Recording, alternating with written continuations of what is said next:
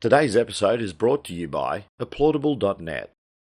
How can we collectively as a group go on the same journey together to optimize the person becoming the best version of themselves, both from a basketball perspective, obviously on and off the court or on and off the field. G'day. How you going, Stephen? Craig, how you going? Welcome to the listeners. Good, Look forward to talking shop with you tonight, mate. No worries, mate. I appreciate you giving up your Sunday night and busy schedule, and hopefully the wrist isn't too sore from you and Bevo signing all those books, mate. Yeah, look, quick shout out to our marketing maestro, Jono, who slipped that in the early pre-sales about everyone that ordered. They would get a personally autographed book. And funny enough, Bevo and I have just run with that, and we've actually signed every single book and putting in little notes personally to every person. And we'll continue to do that. As you're aware, we've sold out with the first shipment. We've had to order shipment number 2. So hopefully in the next week or so, we'll have the next lot of books arriving to send out to all the coaches, parents and athletes.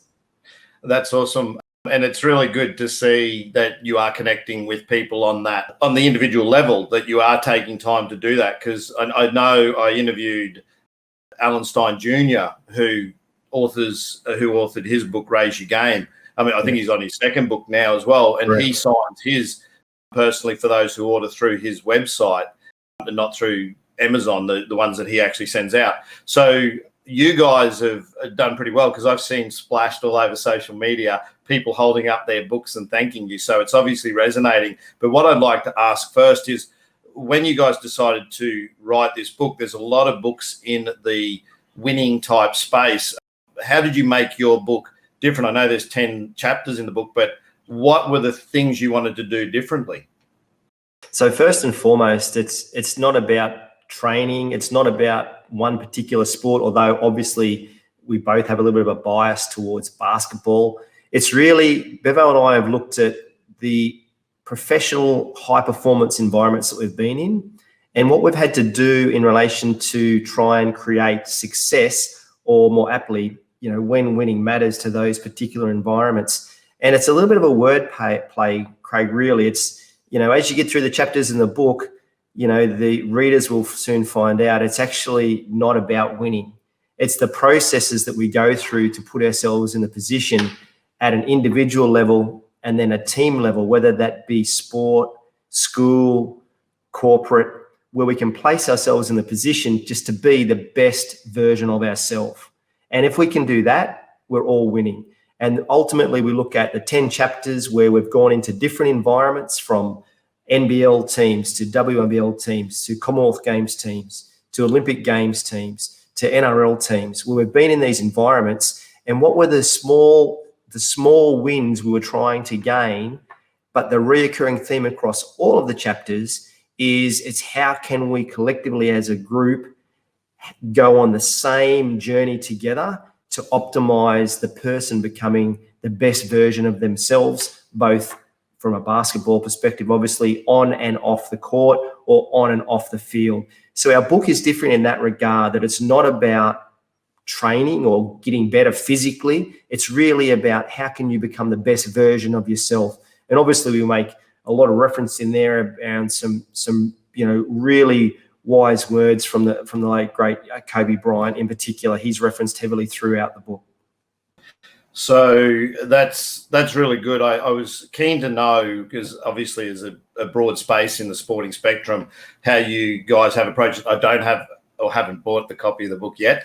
I'm not a book reader, interestingly enough. I never get through them. I start them, I read them, and I don't comprehend them. Like, I'll read them and then I just don't retain anything, interestingly.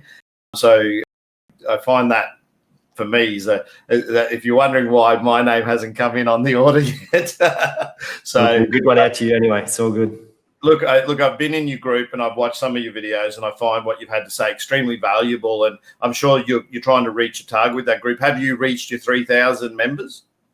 So when we started with the Facebook group for When Winning Matters, our initial target was, Coach Project 3K. That was where we started. Within 14 days, we had over 2,000 people in the community for When Winnings Matters, which is great. At the moment, I think the last time Bevo checked, we're around 2,700. So we're getting close to that target. And all of those people that are in the group, as soon as we hit that 3,000 mark in our community, there is some bonus content material that we had to pull out of the book just because of word limit size that we've got sitting in the background, and we're going to share that with the community as soon as we hit the Coach Project 3K. So looking forward to getting those 3,000 members in the community so we can get some of that material out to everybody. So how can people join the group to help you reach the Coach 3000K? So Yeah. I didn't put the banner up, but you can have a quick chat and I'll throw it up as you say it. So yes, certainly, no trouble. Matters. Yeah, so we're just obviously on Facebook. So if you just search When Winning Matters Lessons Learned from Sports Elite, you'll find that Facebook group. And obviously, you need to apply to become a member to get into that group, and you'll see a whole series of webinars and lives that we've been able to complete, looking at unpacking each chapter within the book, starting at chapter 1, know your game plan, working all your way through to chapter 10, which is your championship winning blueprint. So there's a whole series of free downloadables in there to help you, as we said, become the best version of yourself, both in sport and in your life as a whole. But the thing we've received the most feedback on so far to date has been just the usability of some of the information. You know, between Bevo and myself, we have over 30 years of elite international experience and professional experience in sport. So we've taken the things that have worked really well across a multitude of teams and organizations, and we've tried to put that in very simple checklist format. And the whole idea is you can, once you purchase the book and you get into our MVP room on the website that hosts the book, you can download all this content. And we've challenged our coaches, download the material. We want you to print it off and put it on your fridge, put it in your locker room, put it up in the gym. And they're just little positive reinforcement of some situational reframing techniques to help you really look at being positive in the actions that you take. So I have a question around people. Interestingly, when you were talking about the perspective. How important do you think addressing the WIFM for athletes is as a coach, where the athletes are there because there's something in it for them. So they have what we say is the WIFM, what's in it for me. Coaches ultimately deal with people. And one of the things in my coaching journey that I never quite got until late is that you're actually coaching people, not X's and O's. And how does your book address the importance of understanding the individuals that you coach, whether it be an individual or a team environment? Yeah, that's a really good question. And there's a couple of chapters in there. One particular chapter 2, which is about culture counts. And in that particular chapter, we go through looking at even simple things such as personality traits. And we've used in the past a DOPE analysis where we're looking at categorizing. It's an acronym for doves, owls, peacocks, and eagles. And using that visualization of those birds, you can certainly start to think of who do you know would fall under a dove category, or who do you know that would fall under an eagle category. And obviously they all have different ways of obtaining information and absorbing information. So looking at how we can best communicate to get the message across to those individuals is one way.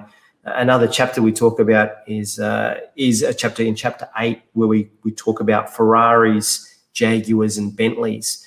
And for us, it's when we're dealing with a team, it's really about athlete clustering. So, for example, I might have my young bucks or my development players, they're going to be my Ferraris. So I'm going to train them slightly differently than I would, my seasoned players, my 5 to 7 year players who have been in the league for some time. And yet I'll train those guys differently to how I would with my, 10 plus year vets. So how I would train particular players, and obviously Andrew Bogut and David Anderson wrote the forwards for the book. So how we would look at training those guys that we would categorize as Bentleys would be different in our strength and conditioning and their recovery strategies they may use compared to how we would train, say, a young Ferrari in his first year in the league. So once again, it's really the individualization to knowing your group and looking at what can they do personally, what do they want to achieve with their professional development in their professional pathway transition. Thanks for joining us for a basketball conversation. Feel free to start a conversation of your own with other Ausswoosh superfans by commenting below. And I look forward to sharing our next conversation with you soon. I hope you'll join us again sometime. Catch you later.